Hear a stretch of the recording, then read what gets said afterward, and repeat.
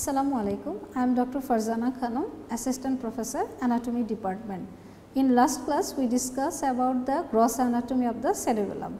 Today, we will discuss about the rest of the part of the cerebellum. Now, what is the classification of cerebellum? Cerebellum is classified in phylogenetically and functionally. Phylogenetically, the cerebellum is divided into archicerebellum, paliocerebellum and newcerebellum. Archicerebellum is related to the flocculonodular lobe and it is the ancient lobe. It is related to vestibulocerebellum and its function is related to maintain the equilibrium and posture of our body. In paliocerebellum, it is a spinocerebellum in relation and it considered vermis and paravermis. It is considered as the anterior lobe and pyramid and uvula. The function is to maintain the crude movement of the limb and the trunk. And the latest division of phylogenetically is the newcerebellum. It is cerebrocerebellum also called. Here it is related to the lateral area of the cerebellum and it is related to the middle lobe minus vermis and lingula and pyramid. So, again we know the newcerebellum accounts of the middle lobe except uvula and pyramid. So, the function is to maintain and coordinate the fine motor movement of our body, that means the fine motor movement of our hand, finger. So, again I repeat the classification. Phylogenetically, cerebellum is classified into archicerebellum, paliocerebellum and newcerebellum. In archicerebellum, it is considered as the flocculonodular lobe and it is related to vestibulocerebellum and the function is to maintain the equilibrium and posture of our body and maintain the trunk muscle. Number 2, paliocerebellum. It accounts of anterior lobe except lingula and pyramid and uvula. So, it is related to the middle zone or vermis and paravermis and in connection it is related to spinocerebellum. It is the function of this cerebellum is maintain the crude movement of our limbs. And the latest one is the newcerebellum. Its accounts of middle lobe except pyramid and uvula and it is also called cerebrocerebellum. It is related to the lateral hemisphere and its function is to control, coordinate the fine movement of our hand. And in this picture we already know what are the part of vermis and what are the part of cortex and what is the part of anterior lobe, middle lobe and flocculonodular lobe with their fissure. In this picture, this is a functional classification is seen, that is vermis, intermediate hemisphere and lateral hemisphere. Vermis usually related to midline and its function is to control the movement of the trunk, shoulder, neck and hip movement. Muscles of the trunk, head, neck and hip. Number 2, intermediate hemisphere.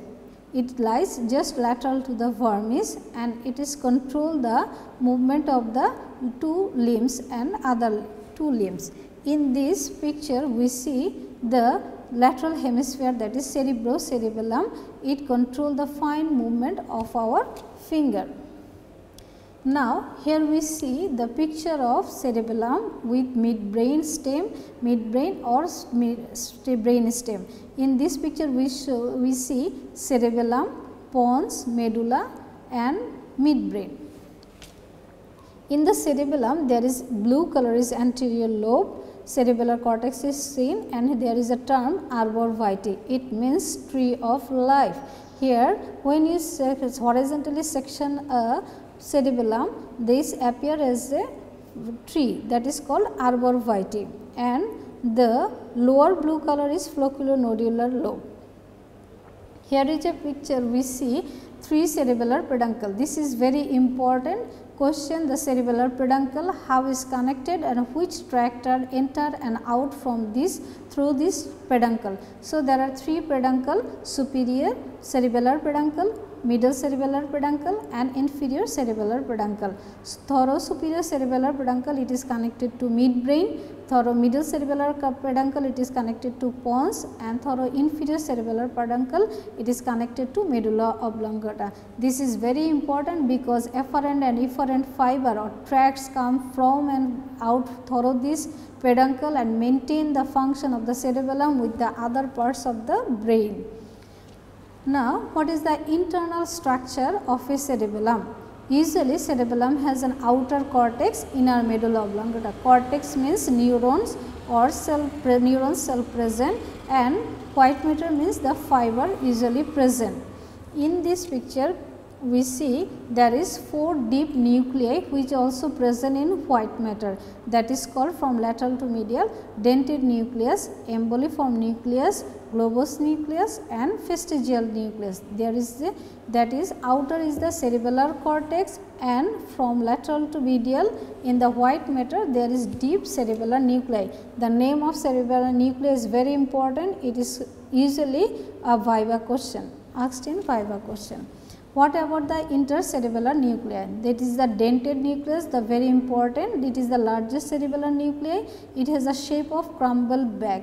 Emboliform nucleus, ovoid in shape. Globose nucleus consists of one or more rounded group of nucleus, and vestigial nucleus lies near the midline. And the efferent of this nuclei from the inhibitory axon of the Purkinje cell and excitatory axon from the climbing cell. And from these nuclei different fiber comes out through the superior and inferior cerebellar peduncle. This is a picture of histology of cerebellum. This is very important. Usually the slide is seen in our histology layer and usually come to our exam. It is given also in exam. So, from outer to inner it has 3 layers: molecular layer, Purkinje cell layer and granular cell layer, and most inner there is white matter. So, in molecular layer there is 2 cells present, that is called stellate cell and basket cell. In middle Purkinje cell layer means the cell only cell layer is the Purkinje cell. The Purkinje cell shape of the cell is flax shape. So, in the middle layer there is only 1 cell present, that is called Purkinje cell. In granular there are 2 types of cell present, number 1 Golgi cell, number 2 granular cells present.